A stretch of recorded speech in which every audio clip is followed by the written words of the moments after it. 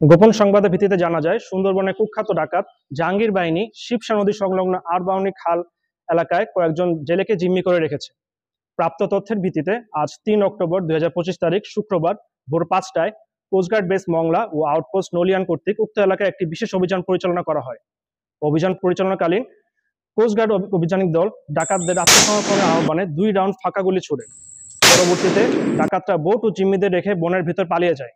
আভিযানিক দল ডাকাতদের বোট তল্লাশি করে একটি একনলা বন্দুক, ২টি এয়ার গান এবং ৩ রাউন্ড তাজা কার্তুজ জব্দ করে।